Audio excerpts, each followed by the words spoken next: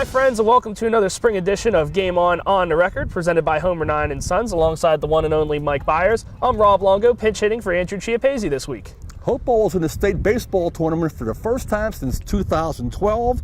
On Monday, the Vikings beat Slippery Rock in the first round game. On Thursday, they play South Park in the quarterfinals. Rob, later in the show, we'll speak to Hopewell catcher Mitch Horanek, who's having a monster year offensively and defensively. Yeah, he is, and it's almost hard to believe. I mentioned this earlier in the week when we did our BT Expert show. It's almost hard to believe that Hopewell is still playing baseball here in the second week of June. The Vikings had a really tough section. Blackhawk and Newcastle was even a surprise this season.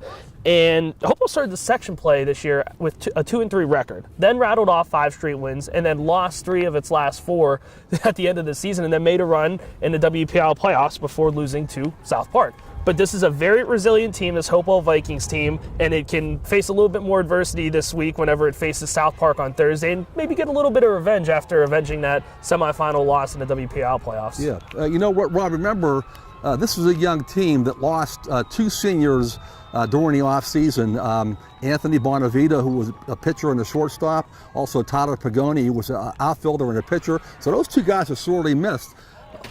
That string you talked about, winning some games, losing some games, that's what happens when you have a young baseball team. And they are starting, all their pitchers are underclassmen, including Joe Rock, a terrific left-hander, who's a junior. Yeah, and Hopewell wouldn't really be here without Joey Rock. He threw a no-hitter in the consolation game against Deer Lakes 1-0 to even get Hopewell into the state playoffs. He had a really long scoreless streak, 28 1/3 innings. Got in a little bit of trouble Monday against Slippery Rock. Got excited in the first inning. Allowed a couple of walks and was able to settle down, only allowed that 1 run. But the problem with that is he's not going to be on the mound Thursday against South Park because he threw 6 1/3 innings and you have that pitch count now. And that could be problematic for the Vikings. Yeah, you know what, then? They're going to see, probably going to pitch Alice Kunzman, who's a sophomore, and also, if needed, Jake McGovern, outstanding freshman ball player. So South Park is a very solid hitting team. They scored 9 runs against Hopewell last time. We shall see if Mr. Kunzman and Mr. McGovern can shut them down and win a game for Hopewell.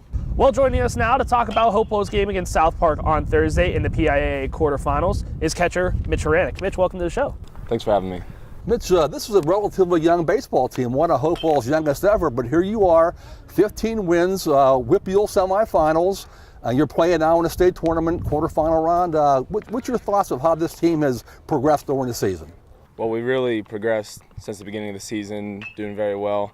Josh Miklos, Tyler Beck, Jake McGovern, they've all really stepped up their game to get us how far we are right now.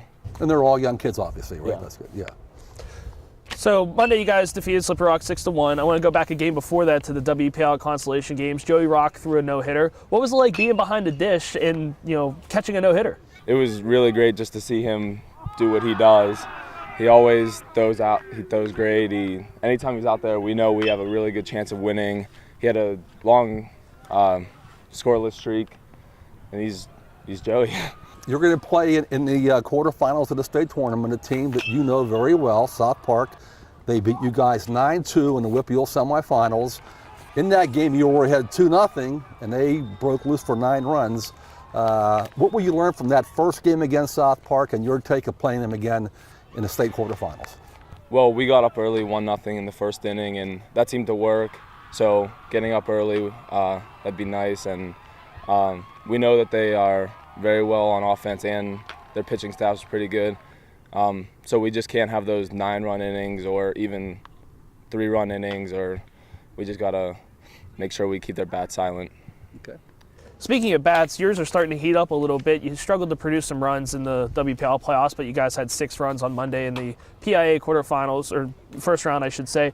What's that like knowing that the bats are starting to heat up? Does it give you guys some confidence at the plate going forward? Yeah, it gives us a lot of confidence, especially the pitchers, because they know that they'll have a couple more runs to work with than we've had before. Our first games were 1-0, another 1-0, and now they're getting more runs, being more comfortable on the mound. Now they'll be able to throw more of their game. Mitch, catching is usually reserved as a defensive role. You don't see a lot of catchers that have a really good offense, but you've been able to do that as well this year. Do you pride yourself on being a two-way player on both defense and offense? Well, I really like to know that I can help the team offensively and defensively, that I can help our pitchers in any way that I can, and also help them offensively. Mitch, thanks for your time today. Congrats on a great season so far. Good luck against South Park. Thank you. Well, that does it for this edition of Game On the Record Spring Edition. You can check out our Facebook page for anything you might have missed throughout the week. And check us out at timesonline.com on Thursday for all our baseball and softball quarterfinal games in the state tournament. And of course, for the most up-to-date news, you can give us a follow on Twitter with the handle @TimesScores. For Mike Byers, I'm Rob Longo saying so long from Hopewell. We'll see you next week.